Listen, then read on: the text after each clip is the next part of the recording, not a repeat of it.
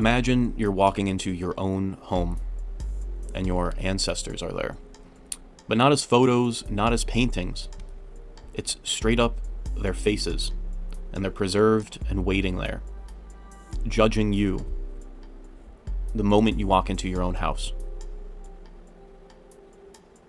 It's almost like having a mirror in your home, and every time you walk by it, it's your father, your grandfather, your great-grandfather looking back at you, wondering what you've done, where you've been, what have you achieved. Let's cut through the noise and listen to the quiet signal. Welcome to the channel.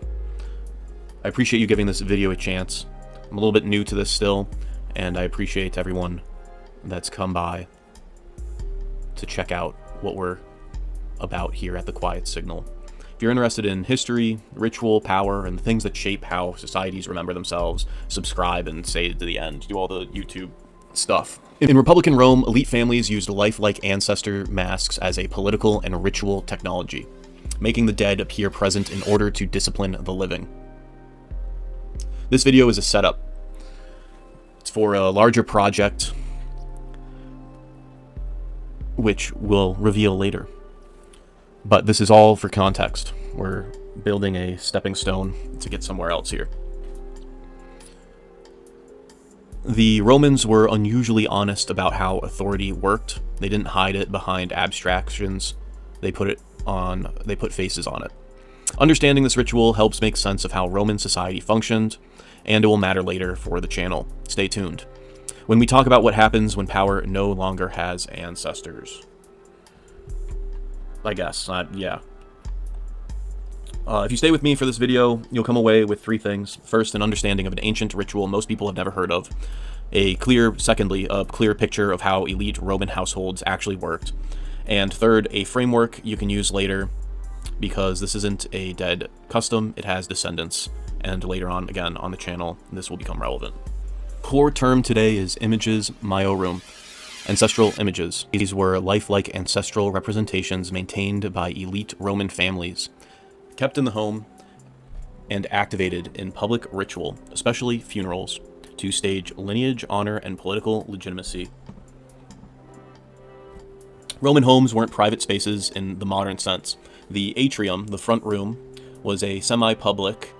Clients would enter it, visitors entered it, children passed through it every day, and there, displayed prominently inside of a cabinet of some sort, were the faces of the family's ancestors. It was not ancestor worship in a narrow sense. This was a political reproduction.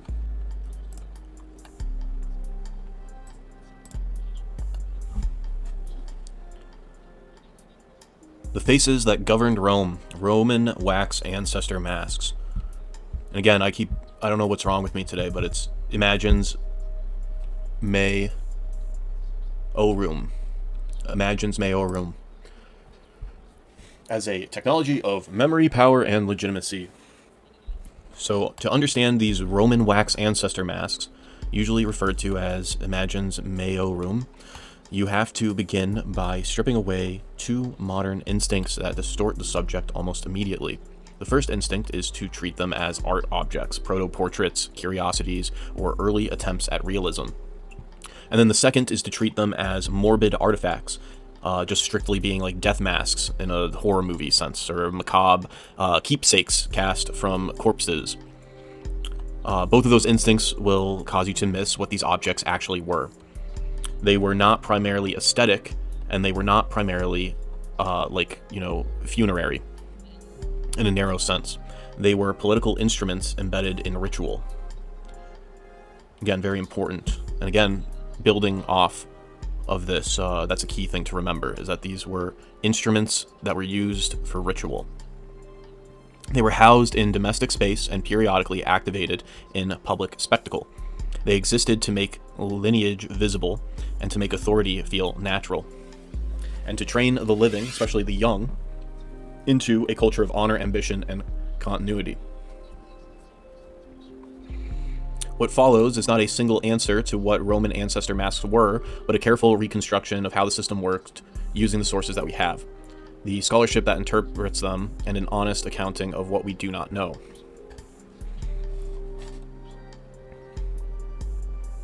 It's tempting to approach Roman ancestor masks as a strange custom, a neat historical footnote, but that framing collapses once you realize how central they were to elite Roman life. The Roman Republic was obsessed with precedent. Authority was not supposed to come from abstract rights or divine mandate alone, but from ancestral achievement, from proof that your family had already served, suffered, commanded, and governed. Political legitimacy was inherited, displayed, and reinforced through ritual. The masks were one of the most direct ways this legitimacy was materialized. They were not buried away or hidden away. They were kept in the atrium of the home, the front hall of the Roman house where clients, visitors, dependents, and children passed through daily. In other words, they lived at the intersection of private life and public life. To walk into an elite Roman home was to walk into a lineage archive.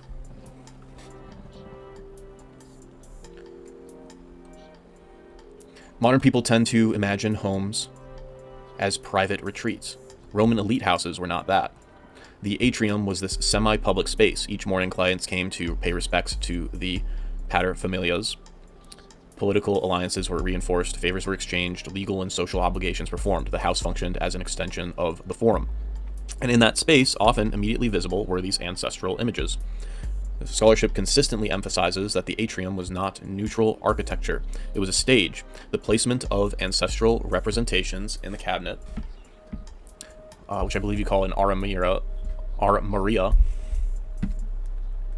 or shrine-like frames, turned the house into a theater of memory. Every entrance into the home was also an encountered with the past. This matters because it reframes the masks entirely. They were not sentimental memorials. They were disciplinary objects. They reminded the living, especially the heirs, what was expected of them. You didn't just inherit property, you inherited a face where you were expected to live up to it. Everything solid we can say about the Imagines Maiorum begins with Polybius, a Greek historian writing in the 2nd century BCE. His account is the single most detailed description of this practice, and it anchors virtually all modern reconstructions. He describes how, when a distinguished Roman dies, the family displays a likeness of the deceased in the house. He is explicit about several points. The object is a mask. It is made with extraordinary accuracy, not only in shape, but in color and complexion. It is kept in a shrine-like wooden frame. It is brought out for public ceremonies, including sacrifices. At elite funerals, the masks were worn by the living being chosen for their resemblance in stature and bearing of the ancestor. These stand-ins are dressed in the appropriate insignia of office held by the ancestor they represent. They are seated publicly, often on the rostra, so that the crowd sees not just one dead man, but a procession of the family's political dead. Polybius emphasizes the emotional and psychological effect of this spectacle. He says it is impossible not to feel inspired, to feel compelled towards virtue and ambition, when one sees so many illustrious men living and breathing again.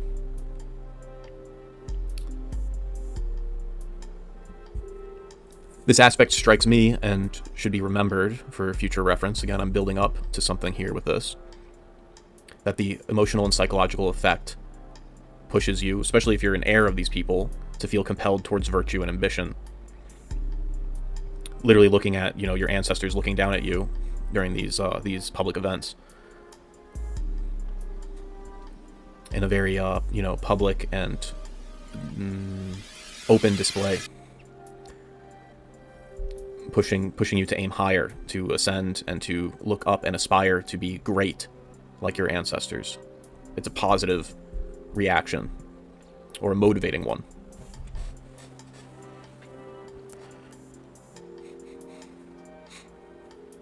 Feeling compelled towards virtue and ambition when one sees so many illustrious men living and breathing again. This is the key. Polybius does not describe this as superstition or mourning. He describes it as social engineering. Also another key aspect. The ritual trains Romans to risk danger for honor. It teaches young men that glory is the path to immortality, not of the soul but of the face. Everything else we discuss must remain consistent with this description. Roman funerals at the elite level were not primarily about grief, they were about display. The deceased was only one figure in a much larger pageant. When ancestral masks were worn by stand-ins, the effect was not symbolic in the abstract sense. It was theatrical in the literal sense. The dead appeared to return. This matters because it tells us what kind of objects the imagines Maiorum had to be. This matters because it tells us what the objects had to be. They had to be wearable. Although I do believe there is a possibility that they were busts that were like held as well. But they had to be wearable. They had to read as faces at a distance. They had to be durable enough to survive repeated use, yet lifelike enough to convince a crowd, at least momentarily. This is why most scholars resist the idea that these were crude death masks cast directly from corpses. A corpse-cast face tends to sag, distort, and lose expression. It does not live. The ritual required faces that could perform. So what the masks actually were and what we don't know. This is where modern accounts often overreach. We do not have surviving elite Roman wax ancestor masks. None can be identified with certainty. That absence is not mysterious. It is exactly what we would expect from wax objects that were reused across generations, repaired and repainted, vulnerable to heat, sometimes burned during cremation rituals, and made of material valued precisely because it was mutable. What we do have are texts, later artistic representations, and indirect archaeological traces. Most scholars agree on a few cautious points. The masks were usually described as being made out of wax. They were highly realistic and often described as veristic. They were mask-like, not flat panels. They were stored in cabinets and displayed selectively. They were activated in ritual, not constantly worn. Beyond that, we enter hypothesis. The popular imagination gravitates towards death masks, plaster poured over the face of the deceased, but this is not clearly supported by Roman elite ancestral masks. Several scholars argue that life casting makes more sense. A living subject can hold still, maintain expression, and produce a usable mold. A life mask can then be refined, painted, and reused. This also aligns with the fact that many ancestors represented would have died decades or centuries earlier, yet their masks remained current. That said, there is no definitive proof that all of the masks were made during life. It is possible that in some cases, especially sudden deaths, casting occurred post-mortem. The honest position is this: calling Roman ancestral masks death masks is a hypothesis, not a settled fact. What is settled is that they functioned as faces, not as mere symbols. The absence of surviving wax masks is often framed as a problem. It isn't. Wax is perishable, it melts, it is recyclable, it invites repair. A cracked nose can be remade, a faded complexion can be repainted. Over generations, masks have been reworked, remolded, or even replaced.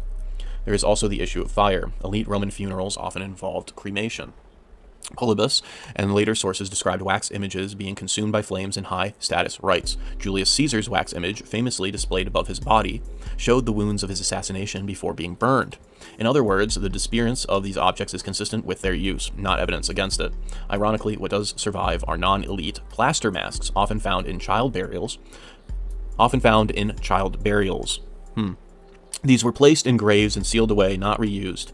They survived precisely because they were not part of a living political system. Another point is that not all Romans had these ancestral masks. This was not a universal practice. It was strongly associated with elite, office-holding families, those who could claim military commands and public honors. This restriction mattered. The presence of ancestral masks in the atrium marked a household as politically legitimate. Their absence marked a family as socially limited, which is the majority, the norm. You know what I mean? Like, this is reserved for high level people. Gender also mattered. These Masks usually represented male ancestors, if not always, who held public office. Women were crucial to lineage, like marriage and alliances and inheritance, but they were not all like represented in the same way. Because Roman public honor was gendered, like everything in history. This mask represented public authority, not biological ancestry alone. Roman portraiture is famously realistic, wrinkled, aged, scarred. This veristic style is often contrasted with idolized Greek sculpture. Many scholars argue that the wax ancestor tradition influenced this aesthetic. When your culture venerates faces marked by age and experience, youth and perfection lose symbolic value. Whether or not the masks directly caused Roman verism, they clearly participated in the same moral economy. Age equals authority. Endurance equals worth. A smooth face had not yet earned its right to be remembered. Things people get wrong commonly with this are that all Romans did this. That's not true. This is strictly for the elite. This particular wax version of it, but it was, I guess, common. The children would die and they would do plaster on them. So, you know, taking masks of people would happen throughout the society, but specifically the wax masks were for the elite.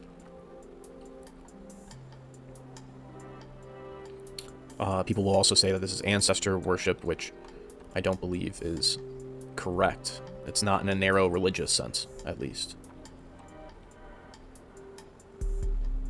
The purpose of this was not about remembering the dead as much as it was about governing the living. There are comparative practices, which is also important for later on here for us. It's tempting to universalize the Roman case, but as many cultures have produced death masks and effigies, or ancestral representations.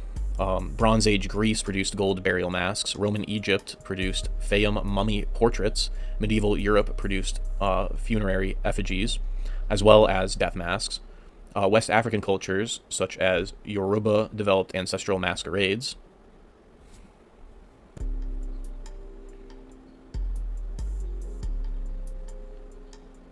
But the similarity of form does not mean similarity of function. What makes the Roman masks distinctive is not realism alone, but the repeated public activation. The dead were not merely remembered once, they were reinserted into civic life again and again and again.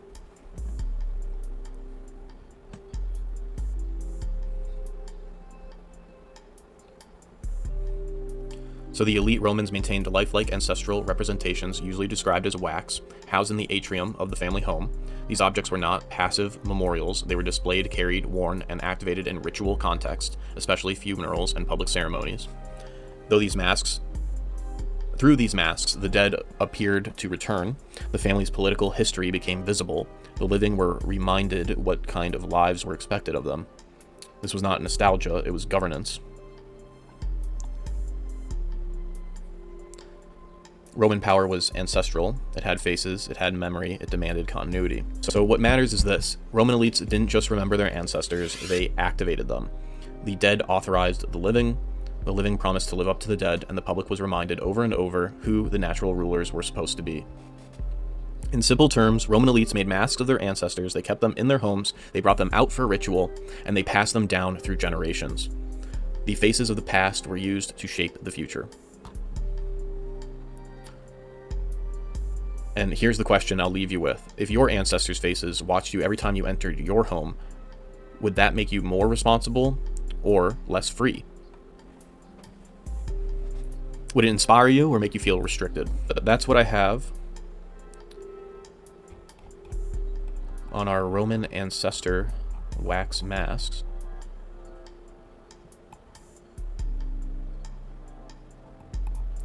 Thank you for watching. And please like and subscribe. Goodbye.